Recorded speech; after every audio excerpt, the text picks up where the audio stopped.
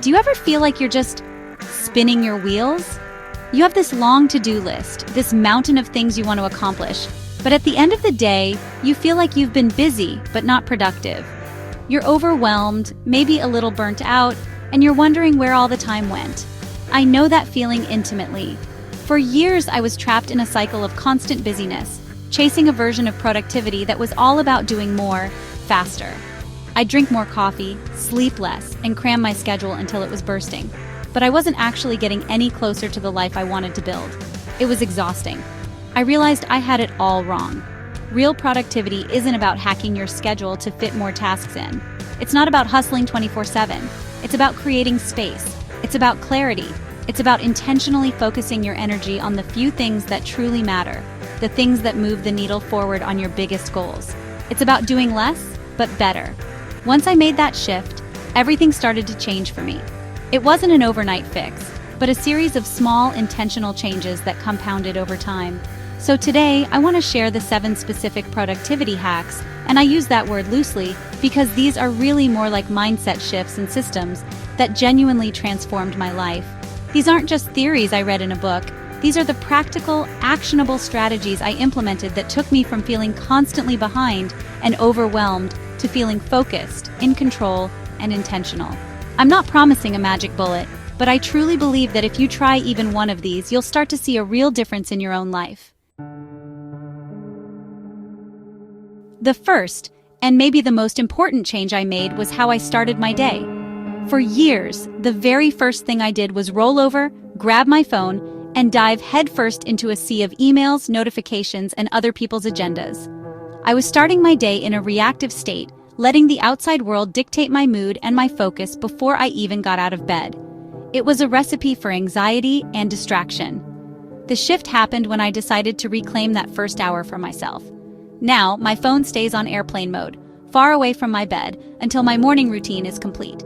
It's non-negotiable. This isn't about some rigid, elaborate ritual you have to force yourself through. It's about finding what nourishes you. For me, it looks like a few minutes of quiet silence, just being present. Then, some simple affirmations to set my intention for the day, followed by a few pages of journaling to clear my head. Finally, I move my body in some way, whether it's a walk outside or just some stretching. It's a simple formula, something for the mind, something for the soul, and something for the body. This small change has a massive ripple effect, setting a tone of calm, proactive intention that carries through the entire day. My next big breakthrough came when I completely ditched my traditional to-do list. A to-do list is great for capturing ideas, but it's a terrible tool for execution. It's just a long, intimidating list of obligations with no context for when or how you'll get them done. It's easy to just pick off the small, easy tasks and procrastinate on the big, important ones. So I switched to time blocking, a concept I learned from Cal Newport. The idea is simple. Instead of a list of what you have to do, you create a concrete plan for when you're going to do it. You give every single task a home on your calendar. Every evening, I take about 15 minutes to look at my goals for the next day, and I literally schedule blocks of time for everything. 9 a.m. to 11 a.m. work on Project X, 1 p.m. to 1:30 p.m. answer emails, 4 p.m. to 5 p.m. plan tomorrow. These aren't just suggestions. I treat them like unbreakable appointments with myself. If someone asks me for something during a blocked-off time, the answer is, "I'm sorry, I have an appointment then." This protects my time and ensures that my most important priorities actually get the focused attention they deserve, instead of just being leftover scraps of time at the end of the day. This next one felt counterintuitive at first, but it was a game changer. It's the Pareto principle, or the 80-20 rule, which suggests that for many outcomes, roughly 80% of the results come from 20% of the effort. When I applied this to my work and my life, I had a startling realization.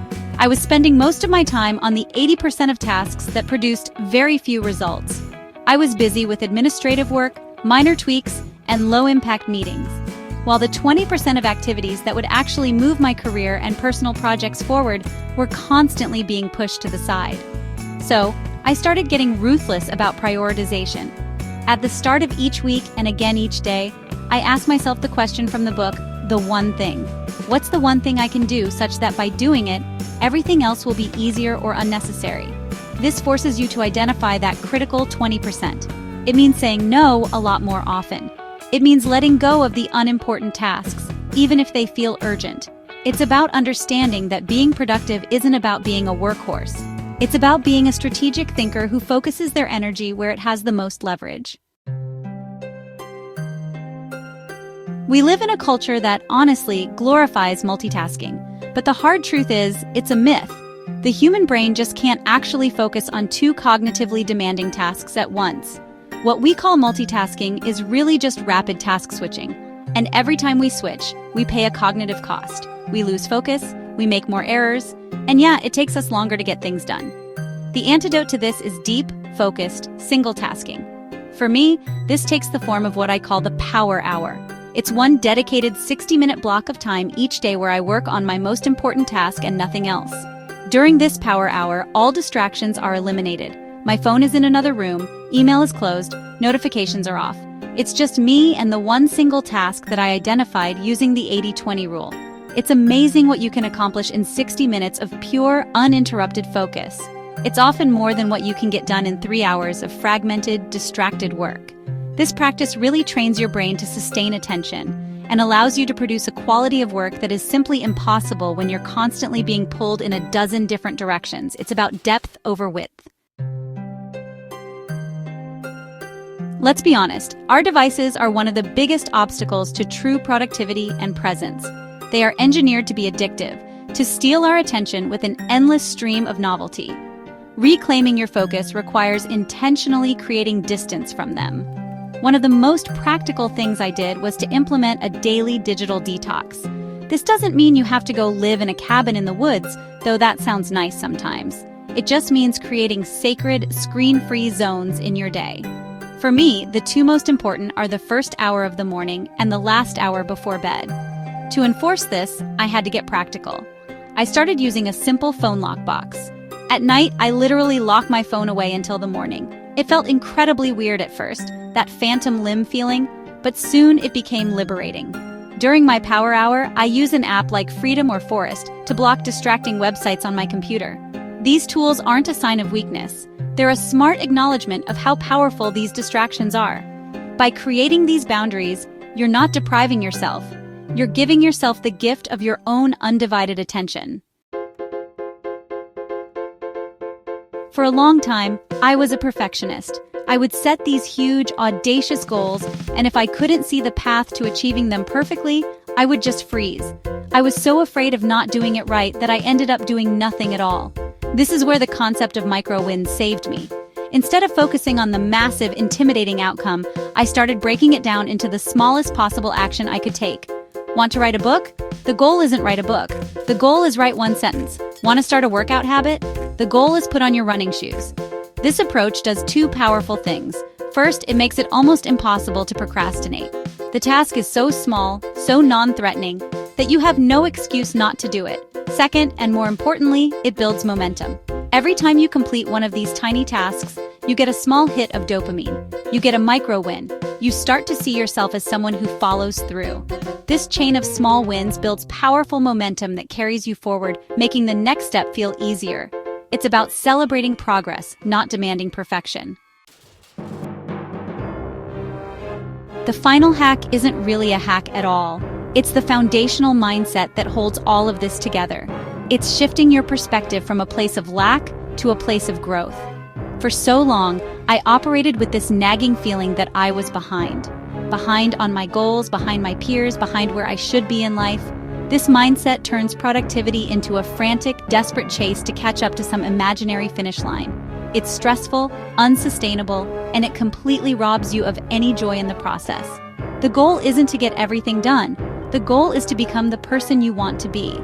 I love the idea from James Clear that every action you take is a vote for the type of person you wish to become. When you choose to do a power hour instead of scrolling on your phone, you are casting a vote for being a focused person. When you honor your time blocks, you cast a vote for being a disciplined person. When you choose to do the hard, important work first, you cast a vote for being an effective person. This reframes everything. It's not about crossing off tasks, it's about building an identity. You're not behind. You are exactly where you are, and every intentional choice you make is a step toward who you are becoming. So there you have it, the 7 systems that helped me go from feeling constantly drained and unproductive to feeling intentional and fulfilled.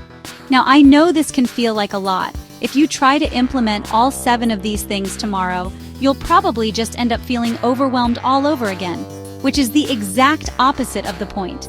These aren't magic pills that will instantly solve all your problems. They are small, consistent practices that, when compounded over weeks and months, create remarkable change. Real transformation is a slow, steady process, not a dramatic event. So my challenge to you is this: don't try to do everything. Just pick one. Which of these 7 ideas resonated with you the most? Maybe it's just not grabbing your phone first thing in the morning.